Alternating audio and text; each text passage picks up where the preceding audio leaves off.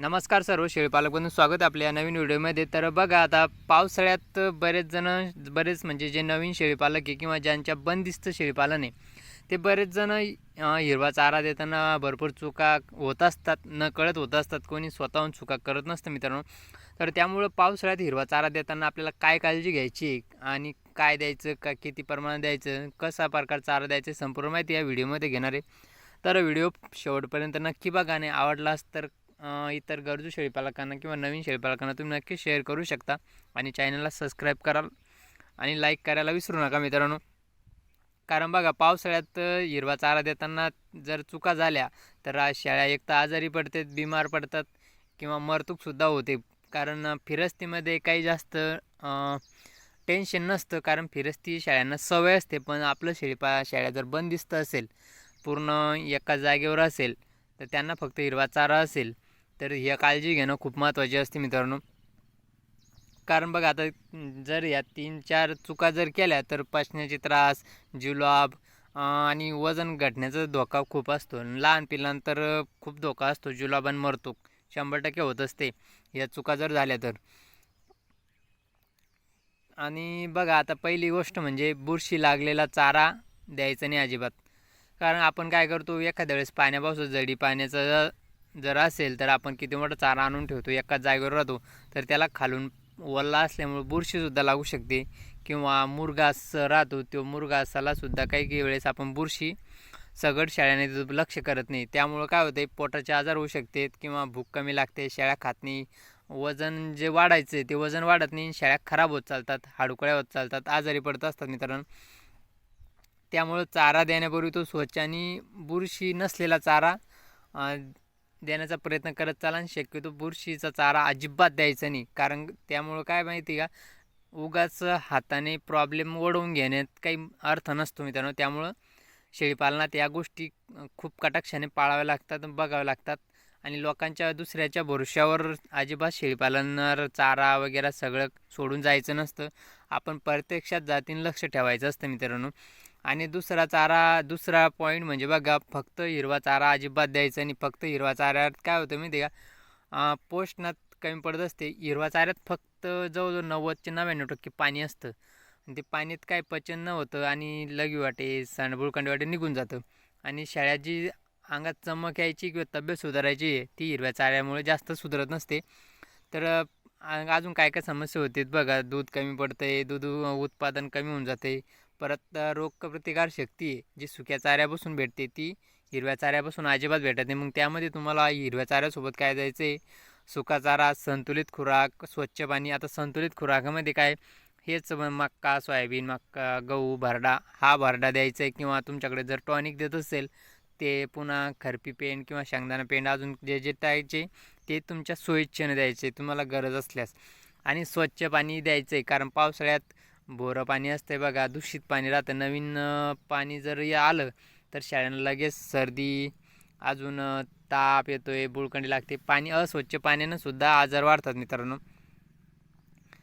काय होतं आहे अजून म्हणजे बऱ्याच अजून आता बघा, तिसरा मुद्दा म्हणजे ओला किंवा भिजलेला चारा अजिबात द्यायचा नाही. कारण हिरवा चारा ओला असला, पावसाळ्यात पाणी सतत चालू असला तर भिजलेला चारा शेळ्या नीट खात नसतात आणि त्यामुळे पचन न होतं. त्यात अजून हिरव्याचा ओल्या चाऱ्यावर बघा मच्छर ते राहतात, थोडेफार किडे राहतात, ते पोटात जातात आणि त्यामुळे काय होतं, जुलाब होऊ शकते, शेळ्यांना ताप येऊ शकतो आणि फीड इंटॅक कमी होऊ शकतो. म्हणजे जे पचनासाठी जे सर्व गोष्टी त्या अजिबात होत नसतात मित्रांनो.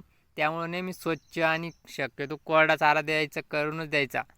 कारण आपण जर शेतात पाऊस जरी घरी आणला तरी त्याला थोडं पांगवून सुकवून द्यायचं, नंतर चारा देण्याचा प्रयत्न करा मित्रांनो. कारण अशा बऱ्याच गोष्टी राहतात शेळीपालनात ज्या खूप आपल्याला महागात पडू शकते, त्या चुका, छोट्या छोट्या चुका. कारण आता एवढ्याच वेळात जर आपण सगळ्या हे 3-4 मुद्दे जर फॉलो केले तर आपलं काय, शेळ्यांचं पचन सुधारतं, आरोग्य चांगलं राहते, वजन चांगली वाढवते आणि शेळ्या पिल्ले निरोगी राहत असतात मित्रांनो. कारण बघ, ओला चारा जर ओला सर कुजलेला, बुरशी लागलेला चारा आरोग्यासाठी हानिकारक राहतो किंवा पचनशक्ती कमी होत जाते. जर वाळेल चारा, सुका चारा कोरडा करून दिला तर स्वच्छ आणि हिरवा चारा पचनशक्ती सुधारत असते किंवा वजन चांगली वाढत असते मित्रांनो.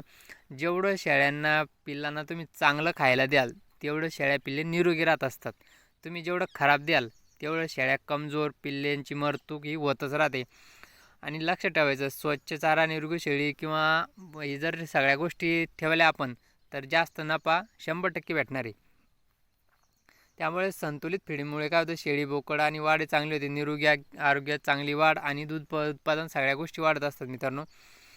आणि दुसरं म्हणजे बघा, योग्य पद्धतीने दिलेला चारा म्हणजे शेळीसाठी मजबूत राहतात, निरोगी राहतो, शेळ्या बोकड ठणठणीत राहतात, कधीही आजारी पडत नाही. आता माझंच उदाहरण द्यायचं, माझ्या शेळ्यांना अजिबात कसले गोळे नाही किंवा टॅबलेट नाही आहे, दवाई नाही आहे, तापाच्या गोळ्या नाही आहे किंवा संडासच्यासुद्धा गोळ्या नाही. फक्त आपण आणून ठेवले लहान पिल्लांना कशामुळे जुलाब लागते, तर या बकऱ्या एखाद्या दिवस सुटल्या तर ते पिल्लांना मारतात पोटात, त्यामुळं पिल्लांना जुलाब लागते. नाही तर अजिबात आपल्या हिरव्या चाऱ्यापासून जुलाब, आपल्या शेळ्यांना जुलाब किंवा अपचन झालेलं नाही, कारण त्या शेळ्यांना आपण तशी सवय लावलेली आहे. तशी सवय तुम्ही सुद्धा 100% लावू शकता. आता मेथी घास आहे, हा मेथी घासावर मच्छर, मवा, बारीक किडे, तुडतुडे राहतात बघा. कारण या मेथी घासावर जर तुम्ही औषध नाही फवारले किड्याची त्याची, तर हे किडे थेट शेळ्यांच्या पोटात जात असतात आणि शेळ्या बिमार पडतात.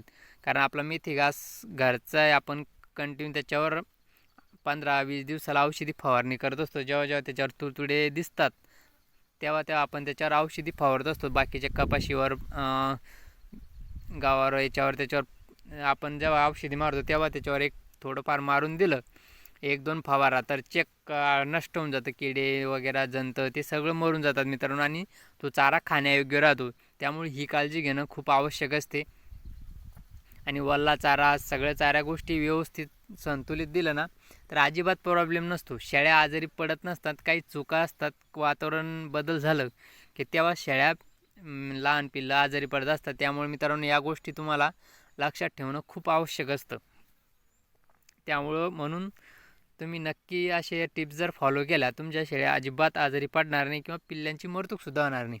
त्यामुळे तुम्हाला व्हिडिओ नक्कीच आवडला असेल मित्रांनो. तर आपलं नियोजन बघा, मेथी घास पूर्ण संतुलित आहे आणि पूर्ण निरोगी आहे. त्याच्यावर एकही जंतू नाही, आळाई नाही, काहीच नाही, कारण आपली त्याच्यावर कंटिन्यू फवारणी असते. कंटिन्यू म्हणजे, आणि ते पण फवारणी केल्या लगेच शेळ्यांना द्यायचं नाही. 2-3 दिवसानंतर शेळ्यांना तो चारा खाण्यासाठी द्यायचा असतं मित्रांनो. नाहीतर तुम्ही लगेच फवारणी केली आणि शेळ्यांना कापून आणून टाकलं तर शेळ्यांची मरतूक होऊ शकते किंवा शेळ्यांना विषबाधा होऊ शकते.